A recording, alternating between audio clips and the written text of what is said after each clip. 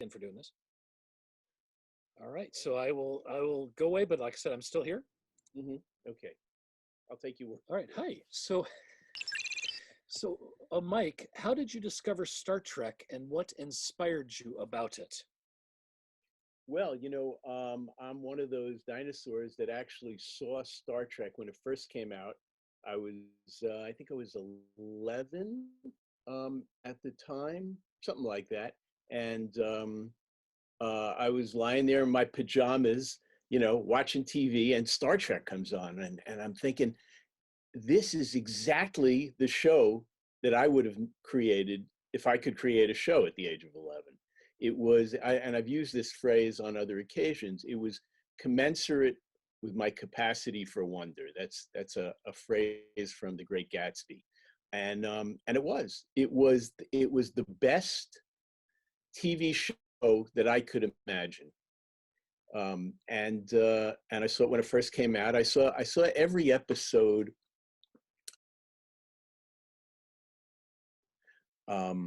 And in most cases never saw them again, because unlike a lot of my friends, for instance, in college, I just wasn't interested in watching something a second time.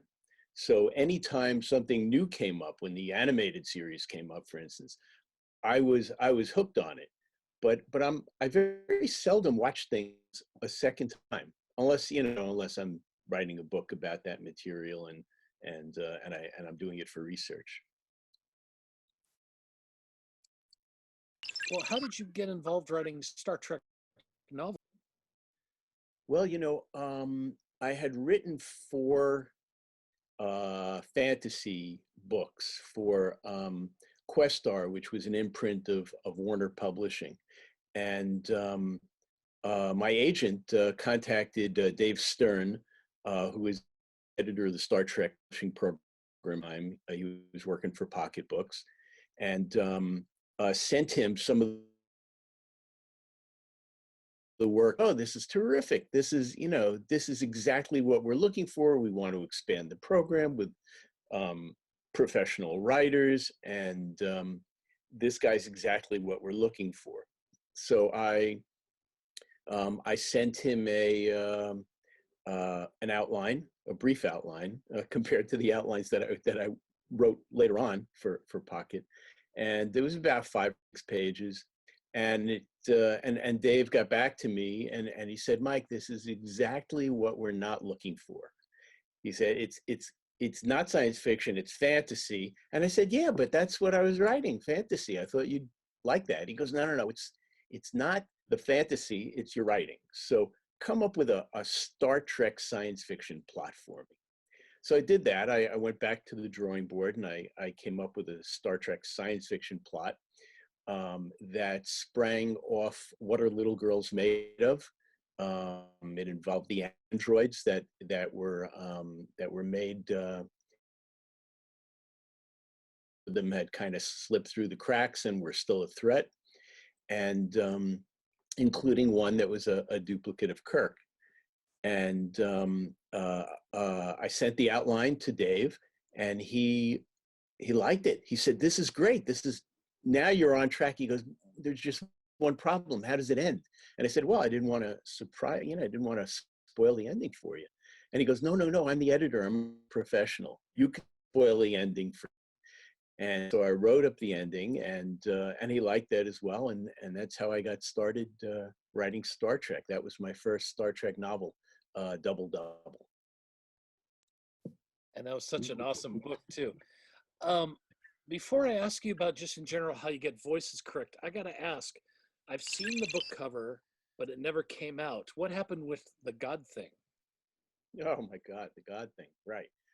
Well, the God thing had its roots intending it to be the first movie. And they eventually, I think they kept a few elements, but they went in a different direction because it was not, we'll say, not very compelling. It had a lot of problems, not the least of which was a lot of, we'll say, midlife crisis. And the characters, considering it was Gene Roddenberry, the characters really didn't ring true. They didn't seem familiar based on what I knew of them. And in the climactic scene, to give you an idea, Kirk dukes it out with Jesus Christ.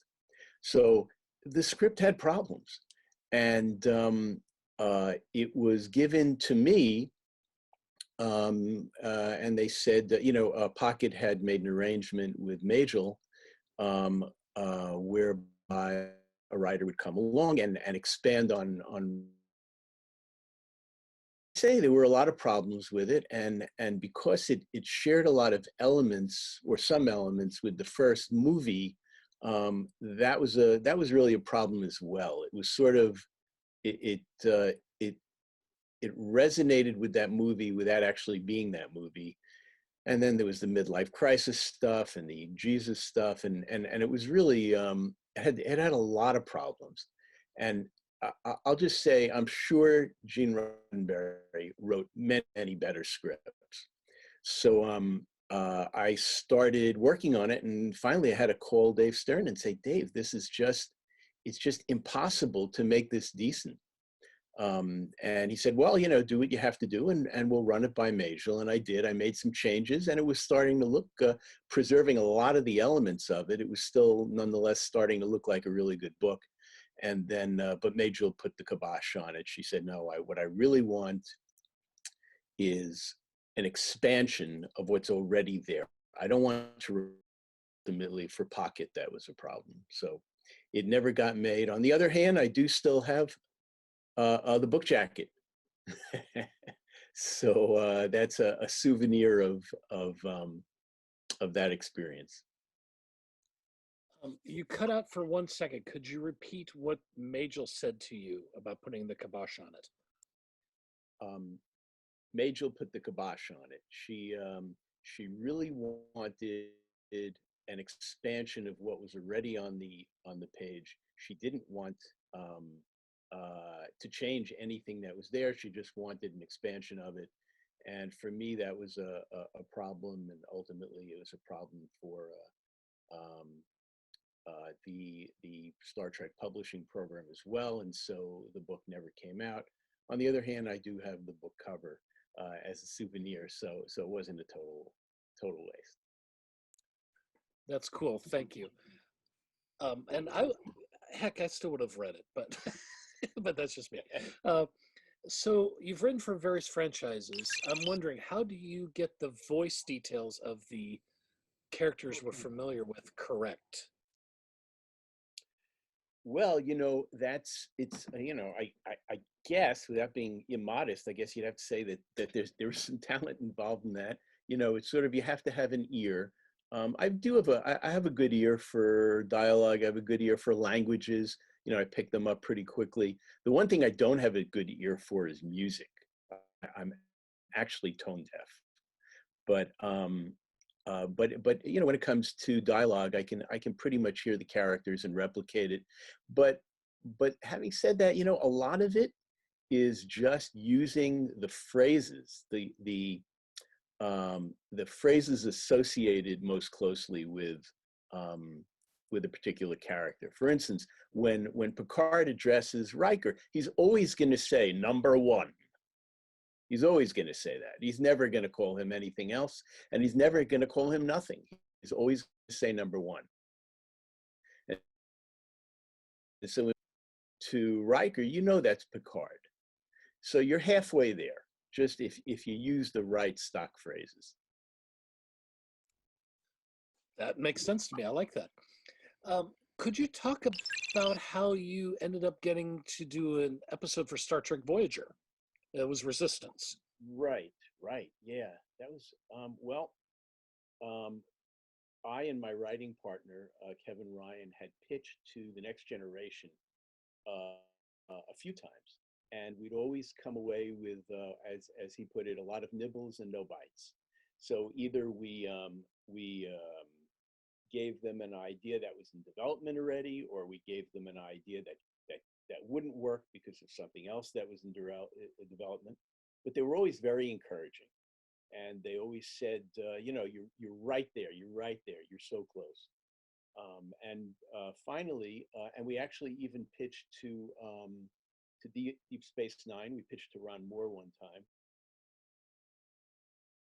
We were, you know, banging away at it, and finally, when Voyager came along, we pitched to Jerry Taylor, who was one of the executive editors, and she really liked what we pitched. The pitch was Janeway plays Dulcinea to a Kazan Don Quixote, right? It was originally going to be a Kazan story. It wound up being produced a little later down the line, where the Kazan were no longer so much a focus for Voyager. So they decided to place it on a planet with a one-shot alien society, basically a Nazi type society. And we originally were thinking Brian Dennehy, who just passed away recently, unfortunately, and, you know, big, gruff, kind of revolutionary, who would be the Don Quixote character, the kind of self-deluded character, but noble but self-deluded. And they came up instead, they cast Joel Grey. And when I first heard that, it was like, Joel Grey, what? It was a brilliant move. It turned out to be absolutely brilliant. He did an amazing job, and we couldn't have been happier. You know, you hear a lot of stories about people who give scripts to producers in Hollywood, and then are completely shaken and despondent over what happens to their baby. You know, oh my God, I gave this producer my script and he killed it, and oh, I'm so disgusted. Well, that's not at all what happened in our case. We were included and respected, and a intimate part of, and an integral part of everything that went on. And I think they did a spectacular job. The acting was great, and the B plots that they wrote around it were fantastic and resonated perfectly. And you know, I'm still very proud of that episode. I'm a big fan of it as well. So I'm curious, are you dabbling in Star Trek at all anymore, or what are you doing now? Yeah, what the heck am I doing? Well, and I have a lot of time to do it now, right? I'm writing. I wouldn't say I'll never do Star Trek again, but it's certainly not my only focus. I'm writing books and graphic novels that I'm, for the most part, that I'm self-publishing. You know, I still do work for established publishers, traditional publishers as well. But I'm doing a start. So it'll be a novel that I want to do, that I've wanted to do for a long time, or a collection of short stories that I wanted to do, because, you know, you don't see too many traditional publishers publishing book after book of short stories. And a graphic novel that I did, which was kind of a space opera called Empty Space. So I'm doing a wide range of science fiction and fantasy and superhero stories that I've always really wanted to do, and the Kickstarter mechanism allows me to do it. So I'm writing exactly what I want to write, which is a great gift from the heavens. I mean, I've always, you know, I would say I've been fortunate enough to do a lot of work that I've loved. A lot of the Star Trek work, for instance, was something I really loved to do. But now I'm doing exactly. I write a story. I write that story and I include it in the next book, and it's part of the Kickstarter, and it's it's a it's a beautiful thing. Right now, um, and really for the last 10 years or so, I've been part of a group called Crazy Eight Press, with some other writers that your viewers will recognize, like Peter David and Bob Greenberger, and some other terrific writers, and we all write exactly the thing that we want to write, um, based on the theory that if we love it, then probably at least some of the readers will as well. So Crazy Eight Press is sort of the venue for a lot of my work. And if you go to crazyeightpress.com, you can see everything I've been doing, most of what I've been doing for the last 10 years, and also a lot of the work of the other guys that I've mentioned.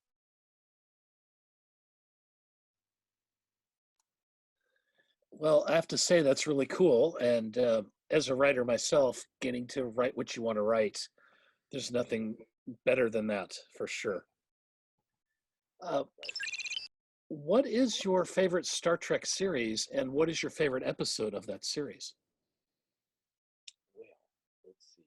You know, I like I love the original series, because that was, for me, the original series for a while. That was Star Trek. Period.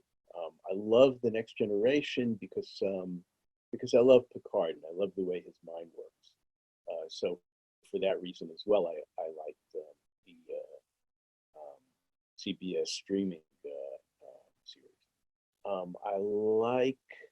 I like Deep Space Nine because it was just good writing. It was terrific writing. I mean, I don't think the concept was it was a formula for commercial success. You know, they were kind of boldly waiting for other people to come to. Writing was terrific, and as was the acting. Some great characters there, and I like um, I like Voyager primarily because my episode was part of that series, but also for its potential. I think honestly, I think they missed a lot of opportunities that they themselves set up, and but it sort of appeals to me as something with a lot of potential. You know, there was a time, first time I was in England, we went to Glastonbury, and we saw a cathedral, um, which was in ruins. You know, it was just basically like the corners of the building were there, but it was really impressive because of how you filled in the blanks. And I see so many blanks in Voyager that I think could be filled in. I'm kind of cheating here, right? I'm not telling you, not giving you a good answer, but I think if I had to pick one series at this point, it would, if I could only pick one series, I guess it would be Next Generation, and Picard would be my favorite character. Well, with Next Gen, what was your favorite episode for Next Gen? My favorite episode, right? I think I'll mention two possibilities. One was Best of Both Worlds. I think it's a two-parter, so it's technically not one episode, but I really thought that was incredible.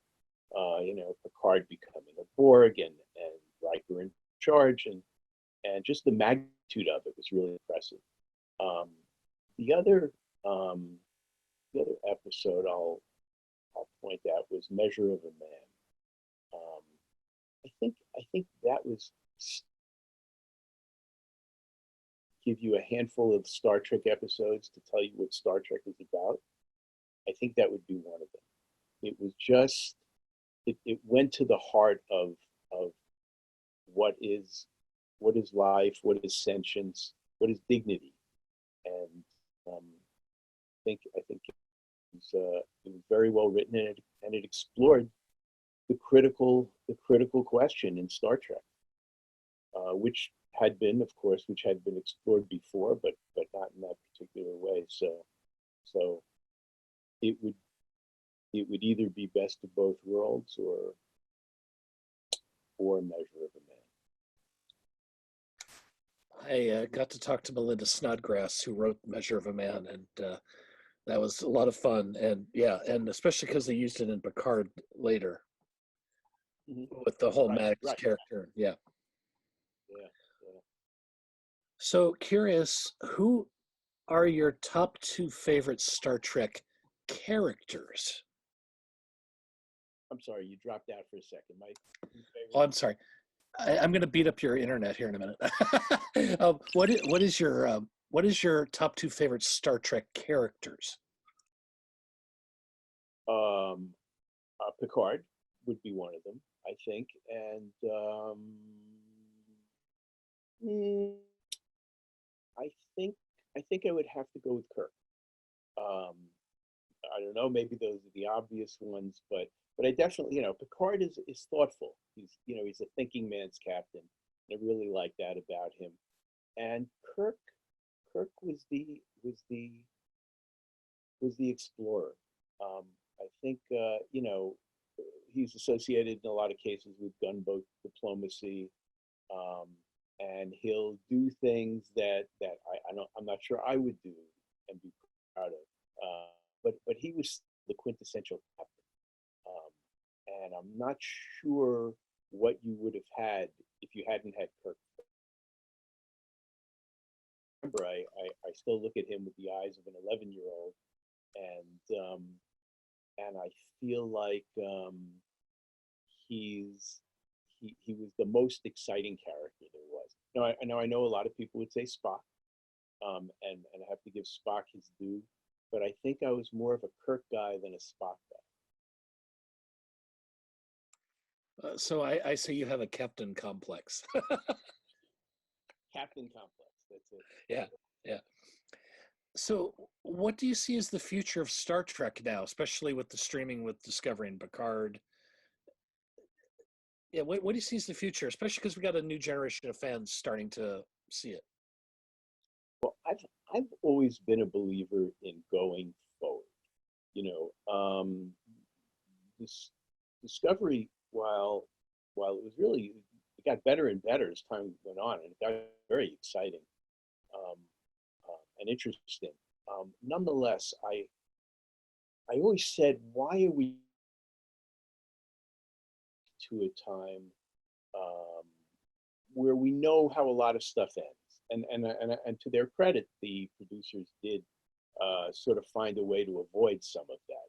But at least in Pike's case, we knew exactly what was going to happen to him. So I would always say, why not just go forward? And I think the Picard series does that. It goes forward. I want to know what's happening next. If we're going to explore, let's explore. Let's not go back and find what we've already examined. Let's go forward. And I think that's the most legitimate future for Star Trek, is the actual future. What happens next? I love that answer, and I'm excited to see what they do with Discovery because they jumped so far into the future. It's a time period we're not familiar with, so the possibilities are endless. Should be fun, hopefully. Well, we don't know, but these producers and writers have done incredible jobs. So one would expect they'd continue to do that, and maybe even better. This is the essay part of the questions for you now. Could you do Space, the Final Frontier for me? Space, the final frontier. These are the voyages of the Starship Enterprise. Its 5-year mission: life and new civilizations, to boldly go where no man has gone before. Now that, of course, is the original series, Where No Man. It's not the more egalitarian version, but it is the original. So there's something to be said for that. Oh no, that's all good. Last thing, can you give me a live long and prosper? Live long and prosper. I love that. Thank you. Well, Sure. let me stop recording here. Hold on a second.